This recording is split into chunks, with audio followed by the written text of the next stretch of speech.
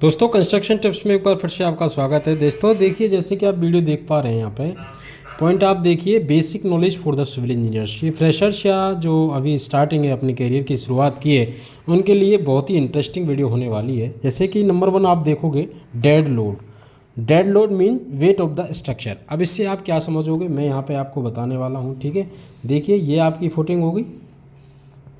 ठीक है, इस पर ये कॉलम हो गया। ठीक है, तो फुटिंग कॉलम, और मैं ये अभी 2 बना देता हूँ। ठीक है, ये कॉलम हो गए और इस पे ये ऊपर स्लैब हो गई। ठीक है, आरसीसी स्लैब हो गई, ये पूरा फ्लोर हो गया। अच्छा, dead load means weight of the structure. That means कि यहाँ पे एनजीएल है नीचे। ठीक है, तो इसका कॉलम का फुटिंग का लोड, कॉलम का लोड, स्लैब का लोड, ये पूरे स्ट्रक्चर का लोड जो होगा उसको डेड लोड हम बोलते हैं। ठीक है, सेकंड है DPC. DPC means that means कि damp proof course. The thickness of the DPC should not be less than 2.5 centimetre. That means 1 inches. 1 inch से कम जो है डीपीसी कभी भी नहीं होनी चाहिए, मिनिमम है, लेकिन 2 इंच हम सभी जगह देते हैं। ठीक है, इसमें मैं आपको कैसे समझाऊँ। सेक्शन देखिए, यहाँ पे ये फुटिंग है। ठीक है, फुटिंग यो स्ट्रक्चर सेक्शन है आपका ये सेक्शन देख रहे हो। इसके ऊपर जैसे यहाँ पे प्लिंथ बीम हो गई, प्लिंथ बीम से भी ऊपर हम यहाँ पे ये डीपीसी देते हैं। ठीक है, जिसमें आपका ये क्या करता है, प्रोटेक्ट करता है सीपेज को। आप जानते हो कि फाउंडेशन में जो है दोस्तों, ये मान लो सपोज फाउंडेशन, फाउंडेशन को हम सब स्ट्रक्चर भी बोलते हैं दोस्तों, ये सब स्ट्रक्चर। ठीक है, सब स्ट्रक्चर में आप जानते हो पानी की कैपेसिटी बहुत होती है, पानी बहुत होता है। ठीक है, सॉइल है तो उसमें नमी होगी, नमी होगी तो कहीं ना कहीं से पानी भी आएगा।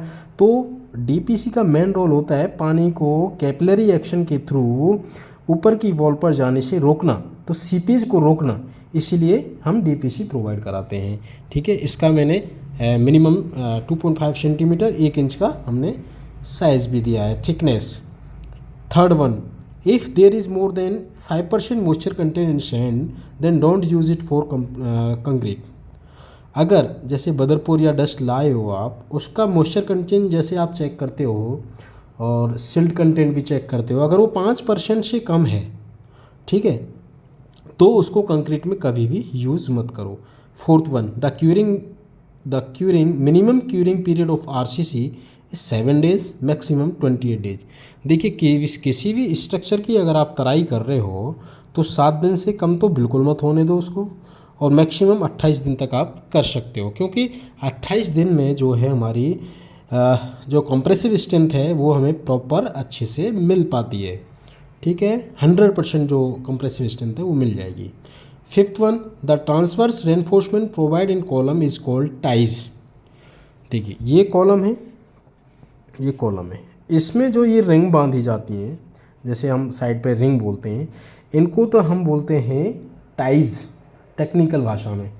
ठीक है, और इसी केस में यहीं पे नेक्स्ट क्वेश्चन है जो आप यहाँ पे देखो, 6th number, the transverse reinforcement provide in the beam is called strip. ठीक है, यहाँ पे बीम आप लिख दोगे, ये बीम। ठीक है, बीम के केस में उसको हम स्ट्रिप बोलते हैं। जैसे ये यहाँ पे दी हुई है, देखिए ये, इसको हम स्ट्रिप बोलते हैं। अब मैं बताऊंगा दोस्तों, नेक्स्ट क्वेश्चन है 7 पॉइंट है कि ये टाइज का जो रोल है वो क्या होता है। कॉलम के केस में टाइज हो गई और बीम के केस में स्ट्रिप हो गई, इनका काम क्या है। यहाँ पे देखोगे दोस्तों, we use tie in column, strip in beam to handle the shear force. जो शियर फोर्स जो एक्ट होता है उसको तो टाइज और स्ट्रिप हैं उसको होल्ड करती हैं, और keep the longitudinal bar in position. जैसे कि आप देख रहे हो, एक तो शियर फोर्स को होल्ड हैंडल रखती हैं, ये बिल्कुल कंट्रोल में रखती हैं, और ये जो लॉन्गिट्यूडाइनल जो बार हैं, ये मेन बार इसको बोल सकते हो आप, इनको जो है अपनी स्थिति में बरकरार रखने का काम करती हैं, स्ट्रिप एंड टाइज। नेक्स्ट है दोस्तों, M20 grade concrete is use for foundation beam in column construction. मतलब मिनिमम जो इससे मीन्स क्लियर है कि मिनिमम जो कंक्रीट का डिजाइन मिक्स है वो 20 है, M20। ठीक है, जिसकी 28 दिन के बाद जो कंप्रेसिव स्ट्रेंथ होगी 20 न्यूटन प्रति mm² होगी। इससे नीचे आप कंक्रीट फाउंडेशन और कॉलम और बीम में नहीं डाल सकते। नेक्स्ट है hook length should not be less than 9D where is D is diameter of steel. 9D to 10D आप इसको कर सकते हो, इन दोनों में कुछ भी कर सकते हो। जैसे कि ये स्टेप हो गई, ठीक है, इसमें जो ये हुक रहेगा 9D to 10D, 9D 10D, ठीक है, इसको आप लेके चलना है। The height of the riser stair should not be, the height of the riser in stairs should be 150 to 200, मतलब 6 इंची से 8 इंची का जो है स्टेयर केस में राइजर होना चाहिए, ठीक है।